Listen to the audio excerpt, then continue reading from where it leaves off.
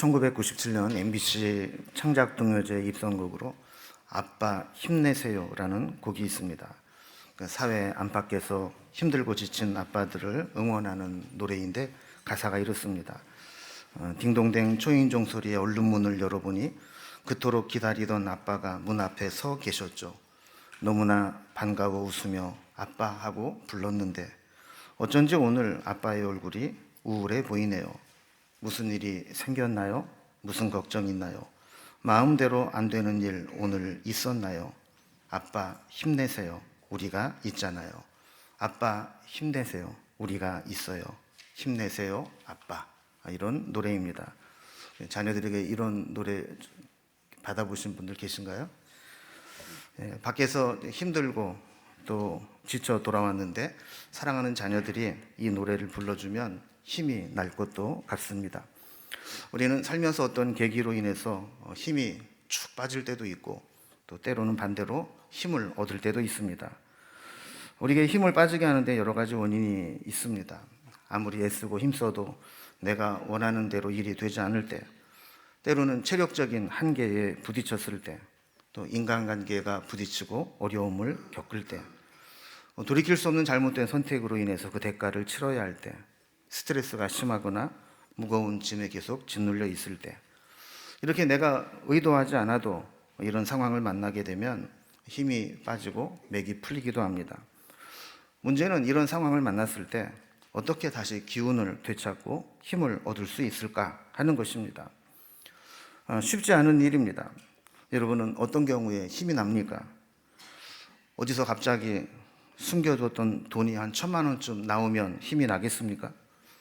또 보고 싶은 친구가 멀리서 찾아오면 그 친구를 만나서 힘이 되겠습니까? 누군가가 나를 지지해주고 응원해주면 힘이 솟을 것 같습니까? 또 어디 좋은 데 여행을 가서 좋은 것 먹고 돌아오면 힘을 얻을 수 있겠습니까? 이런 것들이 우리에게 힘이 될 수 있습니다. 문제는 이런 것들이 주는 힘의 강도와 지속성의 문제입니다. 그런 것들이 얼마나 나를 단단하고 견고하게 지탱해 주는 힘이 되는가, 그리고 그런 것들이 얼마나 지속적으로 나에게 힘이 될 수 있는가 하는 것이죠.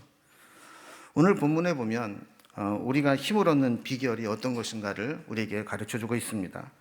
결론부터 말씀드리면 10절에 있는 말씀과 같이 여호와로 인하여 기뻐하는 것이 우리의 힘이다라고 말씀합니다.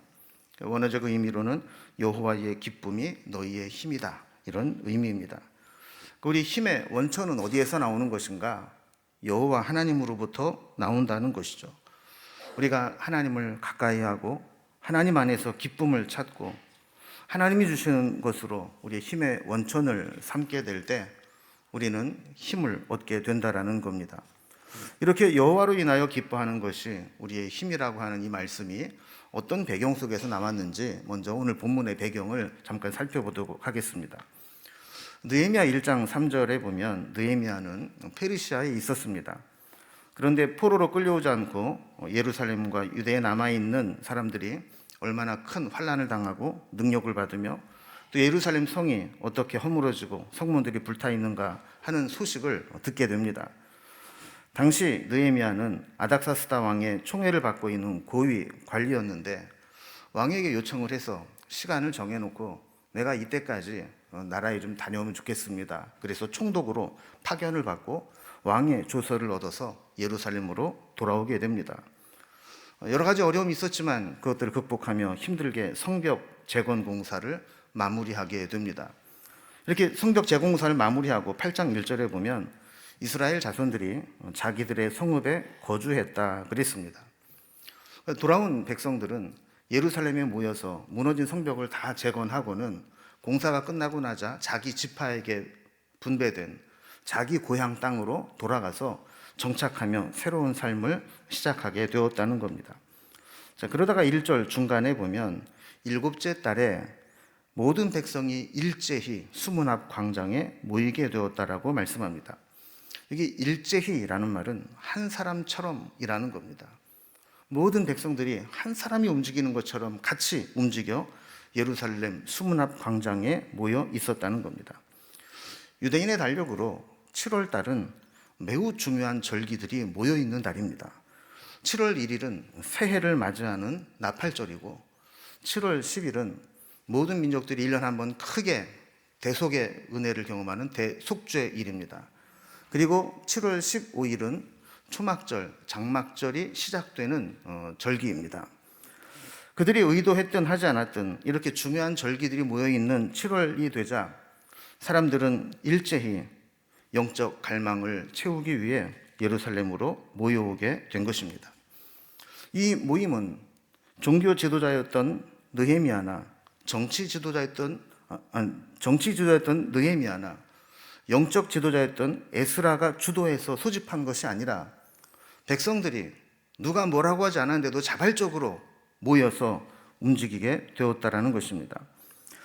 1절 마지막에 보면 학사 에스라에게 하나님이 명하신 모세의 율법책을 가져오기를 청했다, 이렇게 기록하고 있습니다. 하나님 말씀이 듣고 싶다는 겁니다. 저들이 모여온 목적은 단 한 가지, 하나님 말씀을 들려달라는 것입니다. 느헤미야가 3차 포로 귀환의 인도자였다면 에스라는 2차 포로 귀환의 인도자였습니다. 에스라 7장 12절에 보면 에스라를 율법의 완전한 학사 겸 제사장이라고 소개합니다. 14절에 보면 아닥사스다가 유다와 예루살렘 형편을 살피기 위해서 특사처럼 보냄을 받게 되어서 온 사람입니다. 그런데 10절에 보면 에스라는 오면서 다른 목적을 가지고 왔습니다. 여호와의 율법을 연구하여 준행하며 율례와 규례를 이스라엘에게 가르치기로 결심하였다라고 기록하고 있습니다. 그러니까 그는 관리로 온 것이 아니라 형식적으로는 그 형식을 가지고 왔지만 그의 목적은 하나님 말씀을 연구하고 준행하고 백성들에게 가르치려고 결심하고 왔다라는 것입니다. 여기서 우리는 이 결심의 중요성을 깨닫게 됩니다. 아무 결심도 하지 않으면 아무런 일도 일어나지 않습니다. 새해가 되고 달이 바뀌고 날이 바뀌어도 아무런 결심을 하지 않으면 달력만 바뀌었을 뿐 우리 삶에는 아무런 변화가 나타나지 않습니다. 그러나 에스라가 말씀에 전념하고 말씀을 가르치기로 결심하고 돌아왔을 때가 되면 말씀의 역사가 일어나게 되는 것입니다. 여러분은 어떤 결심을 하고 사십니까? 하나님으로부터 어떤 비전과 사명을 받으셨습니까? 하나님께 어떻게 쓰임받겠다고 결심하고 계십니까? 우리의 거룩한 결심이 우리의 삶의 현장에서 열매 맺게 되는 것이 성도의 마땅한 모습입니다. 오늘도 하나님의 사명을 품고 거룩한 결심을 하여 헌신하는 사람들을 통해 하나님의 역사는 이어가게 되는 것입니다. 오늘 본문 2절에 보면 7월 1일에 에스라가 율법책을 가지고 회중들 앞에 모였습니다. 3절에 보면 수문 앞 광장에서 새벽부터 정오까지 알아들을 만한 모든 사람 앞에서 이 율법의 말씀을 읽었습니다. 백성들은 모여서 그 말씀을 귀를 기울여 듣게 됩니다. 그 다음 4절 이하에 보면 그 상황을 조금 더 자세히 설명합니다. 4절에 보면 그때 학사 에스라가 특별히 지은 나무 강단에 서고 그의 오른편과 왼편에 레위인들이 서 있습니다. 5절에 보면 에스라가 모인 자들 위에 서서 말씀의 두루마기를 펼 때 백성들은 모두 일어서서 말씀을 들었다고 했습니다. 겸손한 마음으로 하나님의 말씀하시는 것처럼 그 하나님 앞에 서 있는 것처럼 말씀을 들을 준비를 한 겁니다. 3절에 말씀을 낭독한 시간이 새벽부터 정오까지라고 했으니까 6시간 내내 말씀이 낭독되었고 백성들은 서서 그 말씀을 받은 것입니다. 6절에 보면 에스라가 말씀을 낭독하고 이 말씀을 주신 하나님을 송축하게 될 때 모든 백성들은 손을 높이 들고 아멘 아멘 하면서 응답하고 몸을 굽혀 얼굴을 땅에 대고 여호와께 경배했습니다. 7절에 보면 레위인들이 에스라가 봉독한 그 율법을 깨닫게 했다 그랬습니다. 때로는 언어가 다른 이들에게는 통역을 해주었을 것이고 의미를 모르는 사람에게는 그 율법의 의미를 해석해 준 것입니다. 8절에도 보면 하나님의 율법책이 낭독될 때 그 뜻을 낭독하는 것을 다 깨닫게 했다라고 설명합니다. 그래서 사실은 설교자가 필요하고 말씀 사역자가 필요한 겁니다. 여러분들이 혼자 성경을 읽을 때 깨닫지 못했던 부분들을 설교자가 해석해주고 또 해설해주고 적용해줄 때 그 말씀을 듣고 아 그렇구나, 이 말씀의 뜻이 이런 것이구나 깨닫게 되는 것입니다. 성경은 읽기만 해도 능력이 나타나기도 하지만 말씀의 능력은 그 말씀을 깨닫기 시작할 때부터 싹트기 시작합니다. 깨닫지 못하는 말씀은 아직 심겨지지 않은 씨앗과 같습니다. 무한한 가능성과 능력을 잠재하고 있지만 깨닫지 못했을 때에는 싹을 피우고 열매 맺기에는 어렵다는 것입니다. 그러나 우리가 말씀을 깨닫기 시작할 때 그때 놀라운 말씀의 역사가 시작되는 것입니다. 9절에 보면 말씀이 선포되고 그 의미를 해석해 줄 때 저들은 그 말씀을 들으며 다 울었다라고 기록하고 있습니다. 공동 번역에 보면 말씀 한마디 한마디를 들으면서 울었다라고 번역하고 있습니다.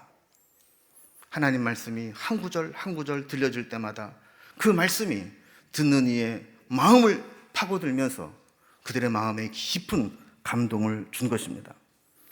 이 울음에는 여러 가지 복합적인 신앙 고백이 담겨져 있습니다. 포로로 끌려가 노예 생활하던 자들이 내 인생은 이렇게 끝나는가 보다 했는데 하나님께서 자유와 해방을 주시고 다시 돌아가 성벽을 재건하고 정착하게 주신 은혜에 감사하는 감격이 있었을 것입니다. 또한 말씀을 듣고 보니 그동안 상황과 형편을 핑계로 말씀대로 살지 못한 것에 대해 마음이 찔려 회개하는 눈물도 흘렸을 것입니다. 그리고 무엇보다 말씀이 들려질 때 영적인 갈증과 목마름을 채우시는 성령님의 임재로 말미암은 영적인 감동이 있었을 것입니다. 그들의 갈증이 하나님의 말씀을 통해 하나님의 은혜로 감동으로 이어지는 순간이 된 것입니다. 그런데 9절에 보면 느헤미야와 에스라는 레위인들을 통해서 백성들에게 전달하기를 오늘은 여호와의 성일이니 슬퍼하지 말며 울지 말라라고 이야기합니다. 10절에 보면 도리어 잔치를 차려서 살찐 것을 먹고 단 것을 마시며 기쁨으로 즐거운 마음을 가지라고 합니다. 혹시 준비하지 못한 자들이 있다면 그것들을 나누어 주어서 소외되는 사람이 없도록 하라고 말씀합니다. 그러면서 여호와를 인하여 기뻐하는 것이 너희의 힘이라고 말씀하시는 겁니다. 11절에 보면 레위 사람들이 느헤미야와 에스라의 말대로 백성들을 진정시키고 오늘은 성일이니 마땅히 조용하고 근심하지 말라고 이야기를 합니다. 12절에 보면 모든 백성이 이 말씀에 순종합니다. 가서 먹고 마시고 준비하지 못한 자들에게 나누어 주며 모든 백성들이 함께 크게 즐거워하게 됩니다. 오늘 본문 말씀은 포로 귀환 후에 최초로 일어난 대부흥 운동입니다. 영적 분위기가 하나님의 부흥을 일으키도록 무르익었던 것입니다. 영혼의 갈증이 은혜의 감격으로 바뀌게 된 것입니다. 부흥은 하나님으로 가득 채워지는 곳에서 시작됩니다. 하나님으로 채워진다는 것은 말씀으로 채워지는 것을 의미하는 겁니다. 말씀에 반응하며 하나님으로 인해 기뻐하고 하나님이 원하시는 것으로 가득 채워질 때 그 속에서 부흥은 시작되게 되는 것입니다. 포로 귀한 공동체는 어떻게 해서 부흥의 은혜를 체험하고 여호와로 인해서 힘을 얻을 수 있다고 고백했는지 오늘 본문을 통해 살펴봅니다. 여호와로 인하여 기뻐하는 것, 이것이 어떤 의미인가 몇 가지로 정리를 해보겠습니다. 먼저 첫 번째로 여호와로 인해 기뻐하는 것은 말씀에 대한 사모함과 열정이 회복되는 것입니다. 우리의 힘의 원천은 말씀입니다. 말씀의 은혜를 받고 말씀의 능력을 체험한 사람은 이 세상 그 어떤 것보다도 더 강력하고 지속적인 힘과 능력이 말씀에서 온다라는 것을 압니다. 고기도 먹어본 사람이 더 잘 먹는다고 말씀의 능력도 체험해본 사람이 말씀의 능력을 알고 말씀에 대한 갈증을 느끼고 사모함을 갖게 됩니다. 하나님은 느헤미야에 앞서서 학사 겸 제사장 에스라를 먼저 예루살렘으로 보냈습니다. 그가 말씀대로 살고 가르치기로 결심했을 때 그것이 영적 부흥의 기폭제가 된 것입니다. 여러분, 금년에 하나님 말씀을 더 깊이 깨닫고 말씀대로 준행하며 그 말씀을 나누고 전하기로 결심하고 말씀에 사모함으로 헌신할 수 있기를 주님의 이름으로 기원합니다. 이스라엘 백성들은 성벽을 완공하고 이제 큰 일을 했으니 좀 쉬자, 즐기자 이렇게 하지 않았습니다. 도리어 더 깊은 영적인 갈망을 느끼게 되었고 집단적으로 말씀에 대한 사모함을 갖게 했습니다. 누가 뭐라고 할 것도 없이 예루살렘으로 모여서 그 말씀을 들려달라고 요청하게 되었습니다. 어릴 적에 부흥회나 찬양 집회 참석을 하면 딱 예배당에 들어가자마자 뭐라고 설명할 수 없는 뜨거운 영적인 분위기를 느꼈습니다. 그 은혜의 분위기에 압도되어서 그 자리에 있는 것만으로도 은혜가 되었던 때가 있었습니다. 그런데 제가 목사가 되고 나서 설교를 잘 못해서 그런지 말씀을 듣는 우리 성도님들의 태도가 옛날에 그 받았던 그 느낌까지 안 되는 것 같아요. 그래서 제가 회개를 많이 하고 있습니다. 왠지 말씀에 대해서 거리를 두고 듣는 경향이 있다는 거죠. 내가 말씀을 듣고 너무 은혜 받으면 안 돼. 너무 심하게 은혜를 받아서 지나치게 헌신하고 지나치게 말씀에 순종하면 안 돼. 그래서 거리를 두고 말씀을 듣는 것 같아요. 또 성경 말씀에 대해서 너무 많은 지식을 가지고 있어서 말씀을 어떤 지식이나 공부로 여기고 순종하는 데까지 이르지 못하는 경우도 있는 것 같아요. 때로는 말씀을 내가 판단해서 취사 선택해서 받아들이기도 하는 것 같아요. 여러분, 이런 곳에서 말씀의 능력이 나타나지 않습니다. 이스라엘 백성들은 말씀을 펼 때 다 일어나서 말씀을 받았다 그럽니다. 그리고 말씀을 다 듣고 난 후 손을 들고 아멘 아멘 하고 응답하고 몸을 굽혀 얼굴을 땅에 대고 여호와를 경배했다고 했습니다. 말씀을 받을 때 태도가 중요합니다. 태도가 본질입니다. 심하게 말하면 태도가 전부라고 말하는 사람도 있습니다. 세상에서 성공한 사람들은 다 좋은 태도를 가지고 있습니다. 여러분, 대인관계에서도 태도처럼 중요한 게 없습니다. 태도가 불손하고 불량한 사람은 사람들에게 외면당하고 무시당하게 됩니다. 그래서 태도가 좋지 못한 사람은 무슨 일을 해도 좋은 결과를 이끌어내지 못합니다. 내가 아무리 능력이 많고 잘났어도 주변에 있는 사람들이 도와주지 않으니까 최선의 결과를 만들어내지 못하는 겁니다. 그러니 혼자 애는 쓰는데 항상 일이 풀리지 않아 답답함을 느끼게 되는 것이죠. 태도는 인간관계나 일처리에만 적용되지 않습니다. 우리의 신앙과 말씀에 대해서도 마찬가지입니다. 말씀에 대한 태도는 말씀의 능력이 내 삶에 얼마만큼 나타나느냐를 결정합니다. 말씀을 받아들이는 자세, 말씀에 반응하는 태도, 말씀을 듣고 순종하며 실천하는 여부, 말씀에 헌신하고 희생하는 정도, 이런 태도에 따라서 똑같은 말씀이 들려줘도 그 말씀의 능력을 체험하고 말씀의 힘으로 사느냐, 아니면 말씀과 상관없이 내 힘만으로 살아가야 되느냐가 결정되는 것입니다. 여러분, 금년에 하나님 말씀에 대한 사모함과 열정이 다시 한번 뜨겁게 불타오르기를 바랍니다. 말씀에 대한 사모함이 우리를 휘감아서 말씀을 받을 때 아멘으로 화답하며 말씀의 역사가 내 삶에 나타나는 것, 그것이 여호와를 기뻐함으로 얻는 힘의 능력입니다. 두 번째로 여호와를 인하여 기뻐한다라고 하는 것은 말씀에 전인격적으로 반응하게 되는 것을 의미합니다. 말씀에 대한 사모함은 말씀에 집중하고 헌신하게 했습니다. 6시간 동안이나 꼬박 서서 말씀을 듣게 했습니다. 그리고 겸손한 마음으로 말씀을 받아들이고 아멘으로 응답하며 전인격적으로 반응했습니다. 말씀에 전인격적으로 반응했다라고 하는 것은 지정의의 모든 요소로 반응했다는 것을 의미합니다.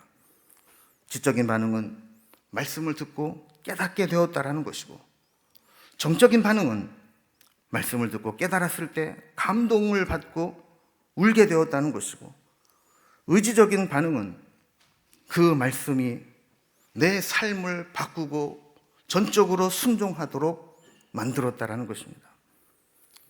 들음은 깨달음으로 이어지고, 깨달음은 감동을 만들고, 감동한 후에는 순종으로 이어지게 됩니다.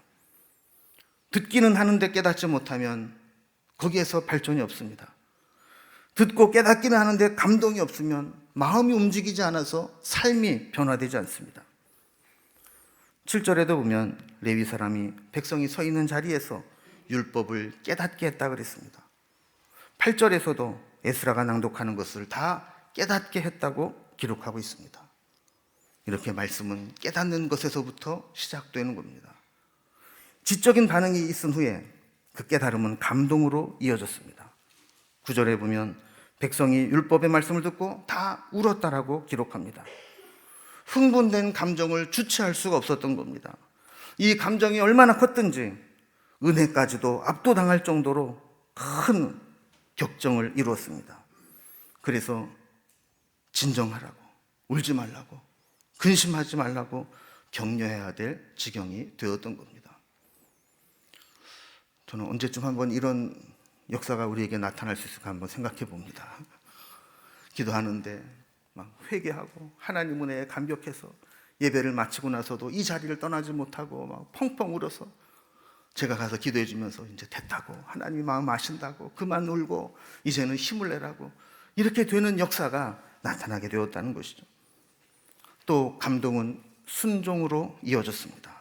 12절에 보면 말씀한 대로 그들이 곧 가서 먹고 마시며 나누어 주고 크게 즐거워했다 그랬습니다.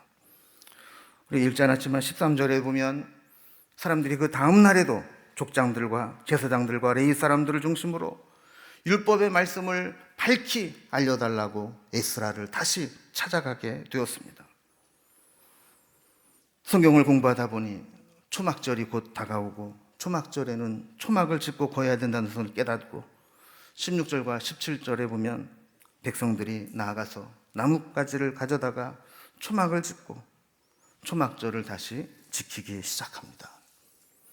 포로 생활하면서 제대로 한번 믿어보지 못했던 자들, 제대로 말씀에 순종하고 헌신해 보지 못했던 자들이 말씀을 듣고 처음으로 말씀대로 제대로 믿어보기 시작하는 역사가 나타나게 되었던 것입니다. 우리도 말씀에 전인격적으로 반응함으로 말씀의 능력을 체험하며 살아갈 수 있기를 주님의 이름으로 기원합니다. 마지막으로 여호와를 기뻐한다라고 하는 것은 그 기쁨에 참여하도록 준비하지 못한 자들과 기꺼이 나누는 것입니다. 성령의 은혜와 능력은 공동체에 함께 임했습니다. 함께 나눔에서 여호와의 기쁨은 완성되었습니다. 신앙생활은 골방에서 혼자 돛 닦듯이 하는 것이 아닙니다. 원래 성일은 축제입니다. 하나님 주신 은혜와 기쁨을 나누는 것입니다. 그들이 지키게 될 초막절이 어떤 절기입니까? 애굽에서 해방된 것을 기억하고 광야를 지내오면서 초막, 즉 텐트를 치고 지내면서도 하나님이 필요한 모든 것들을 채워주셨음을 기억하는 절기입니다. 뿐만 아니라 가나안 땅에 들어와서는 하나님이 약속하신 대로 모든 광야 기간을 마치고 이제 약속의 땅에 들어온 것을 기억하며 감사하는 절기입니다. 그런데 그 의미를 알지 못해서 준비하지 못한 사람, 때로는 경제적인 능력이 되지 않아서 준비할 수 없었던 사람, 이 사람들도 하나님의 은혜에서 소외됨이 없도록 있는 자들은 나누도록 했습니다. 그래서 12절에 다시 보면 모든 백성이 곧 가서 먹고 마시고 나누어 주며 크게 즐거워했다고 말씀합니다. 하나님 말씀을 깨달은 자들은 이렇게 순종하는 일들이 일어나게 되고 함께 나누는 역사가 나타나게 되는 것입니다. 여러분, 신앙의 진정한 기쁨은 그리스도의 몸으로 연결되는 것을 깨닫게 될 때 완성됩니다. 서로를 필요로 하고 필요를 채우고 나누어 주고 마음을 합하여 함께 나아가게 될 때 우리는 영적인 힘을 얻게 되고 견고하게 되는 것입니다. 여러분, 인간관계도 여호와로 인하여 힘을 얻으며 여호와를 기뻐하며 함께 맺어진 관계는 지속되고 힘이 됩니다. 그러나 나의 목적과 욕심을 이루기 위해 맺어진 관계는 언젠가는 어그러지고 상처를 주게 됩니다. 이제 오늘 말씀을 정리해 봅니다. 우리의 힘의 원천은 하나님을 기뻐하는 데서 나오게 됩니다. 하나님을 기뻐한다라고 하는 것은 말씀에 대한 사모함과 헌신을 행하는 것, 그리고 말씀을 전인격적으로 받아들이고 반응하는 것, 그리고 하나님의 은혜를 나누고 섬기는 삶을 사는 것, 이 공동체에 하나님 주시는 힘과 능력이 임하게 되고 우리에게도 그 하나님의 힘이 늘 채워주는 줄로 믿습니다. 새해를 시작하면서 우리에게 하나님을 기뻐하는 믿음이 회복되고 그로 인해 하나님 주시는 힘이 우리의 삶에 넘쳐나기를 주님의 이름으로 기원합니다.